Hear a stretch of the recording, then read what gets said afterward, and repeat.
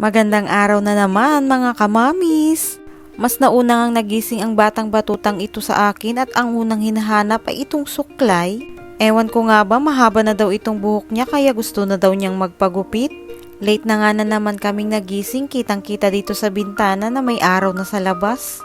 Mabuti nga't hindi ako pinipilit bumaba agad ng batang ito. Wala na siguro siyang naririnig na maingay sa baba na naglalaro. Nakabalik na kasi sa Baguio yung mga pinsan niya kaninang madaling araw kaya tahimik na dito sa bahay. Kawawa naman, wala na naman siyang kalaro. Bago nga kami bumaba ay inayos ko nga muna itong kama namin. At makapagsuklay na nga rin kahit konti. Excited na rin kasing bumaba itong bulinggit na ito.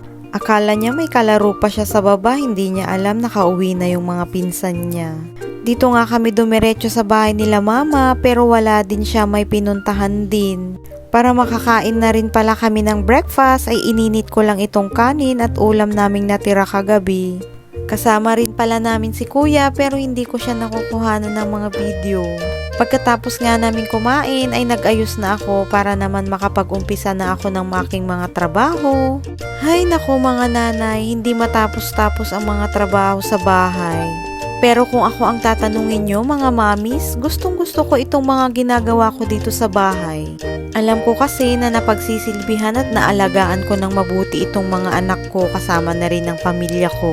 Alam nyo po yung satisfaction na nararamdaman ko tuwing nagagawa ko ito sa kanila. Ang sarap po talaga sa pakiramdam. Anyways, naghugas na rin pala ako nitong mga nagamit namin. Pagkatapos ko nga maghugas ay nagsaing na rin ako.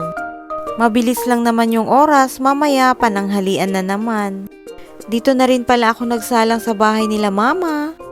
Para at least nakikita ko kasi mamaya dito rin ako maglalaba.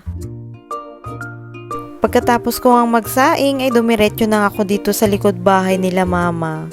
Dito talaga ako naglalaba kasi mas malakas ang tubig dito sa kanila kaysa sa amin. At saka isa pa, nakikigamit lang pala ako ng washing machine. Ang bilis talaga ng oras, hindi pa ako nakakarami ng laba, pananghalian na naman. Nagprito na nga lang ako ng tilapia para sa pananghalian namin at naghiwa na rin ako ng kamatis para sa sausawan. At pagkakain namin ay tinapos ko na yung labahin ko. Napagod nga akong maglaba kaya nagpahinga muna ako saglit dito sa duyan at itong bulinggit na ito ay nakikitabi rin.